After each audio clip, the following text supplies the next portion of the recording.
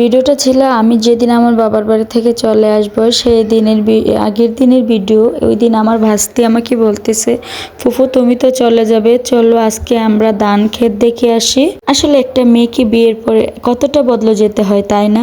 যাই হোক, hello everyone, আসসালামু আলাইকুম। কেমন আছেন সবাই? চলে আসলাম আপনাদের মাঝে নতুন একটি ব্লগ ভিডিও নিয়ে।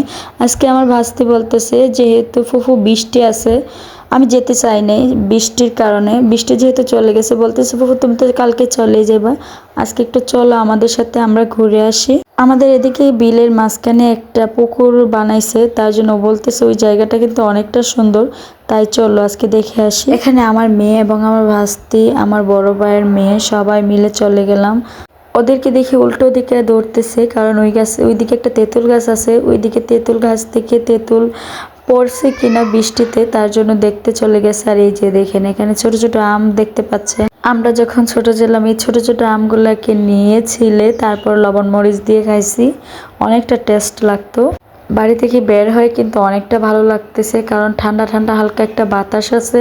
তারপর যেহেতু বৃষ্টি হয়েছে, তার মধ্যে গাছগুলা কিন্তু অনেকটা সবুজ। এসেছো নানু? সুন্দর জায়গাটি, সুন্দর না? পানির দ্বার হইছো। সত্যি বিশ্বাস করেন, এই জায়গাটায় এসে কিন্তু আমার মনটা অনেকটা ভালো হয়ে গেছে, কারণ এত সুন্দর লাগতেছে, নিরিবিলি পরিবেশ। আসলে এইগুলোই হইলো গ্রামের সৌন্দর্য, অনেকটা সুন্দর লাগতেছে। জানি না আপনাদের কাছে কেমন লাগতেছে, আমার কাছে কিন্তু অনেকটা ভালো লাগতেছে। চারিদিকে তাকাইলেই শুধু সবুজ আর সবুজ। ভাস্তি তো বলতেছে ফুফু তোমার শ্বশুর বাড়ি এদিকে কি এরকম আমাদের মতো আছে কিনা? আমি বলতেছি না, আছে কিন্তু এরকম নাই। আমাদের যেহেতু ভিতর বাড়ি, তার জন্য আমরা বাড়ির ভিতরেই থাকি, এইভাবে আমরা প্রাকৃতিক ফিলটা নেওয়া হয় না। এদিকে আমাদের এদিকে কিন্তু অনেক সুন্দর জায়গা। এই যে আপনাদেরকে দেখাবো আমাদের বাড়ি, কিন্তু দেখা যাচ্ছে ওই যে বাড়িটা, ওইটাই আমাদের বাড়ি। মাশাল্লাহ মাশাল্লাহ, ভিউটা কিন্তু অনেকটা সুন্দর লাগতেছে, কারণ ছোট ছোট ধান শুধু বের হয়েছে। আপনার যদি মনটা ফ্রেশ থাকে, যে কোনো জায়গায় ভালো লাগে। এবং যেহেতু বাচ্চারা আমার সাথে আছে, ওরা তো অনেক দুষ্টামি করতেছে এবং অনেক মজা করে আমরা অনেকগুলো ছবি তুলছি। তারপরে বলতেছি আয় চলে যাই, আম্মু আবার অসুস্থ, তার জন্য আমরা চলে যাওয়ার জন্য বায়না। আর ওই যে দেখা যাচ্ছে আমাদের বাড়িটা, এখানে এই যে আমরা আবার আমার একটা কাকা ঘাস কাটতেছে, তার জন্য আমার ভাস্তি বলতেছে এই যে দেখো তোমার কাকা কি করে। আর ওইদিকে যে দেখতে পাচ্ছেন, ওইদিকে আমার ছোট জার বাবার বাড়ি।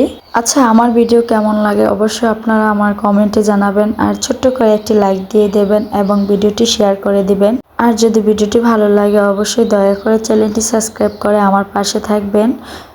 এদিকে আমাদের ঘোরাঘুরি শেষ, এখন বলতেছি চল আমরা বাড়িতে চলে যাই। আমি তো আগেই নেমে গেছি, কিন্তু বাচ্চারা তো নামতে ভয় পাচ্ছে, কারণ যেহেতু বৃষ্টি আসছিল, তার জন্য কাদা কাদা হয়ে আছে। আমি তো অনেক কেয়ারফুলি হাঁটতেছি, যেহেতু আমার কোলে বাচ্চা আছে। আসলে বাবার বাড়ির আটঘাট মাঠ কিন্তু পিছু টানে। এই ক্ষেতগুলোতে আমরা যে কত বৌসি খেলছি।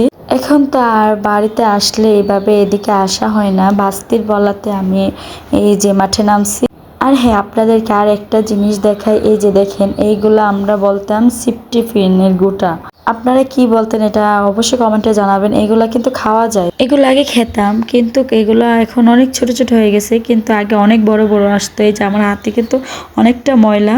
যাই হোক, এই ছিল আমাদের ঘোরাঘুরি। এখন আমরা বাড়িতে চলে যাই এবং সবাই ভালো থাকবেন, সুস্থ থাকবেন। আল্লাহ হাফেজ।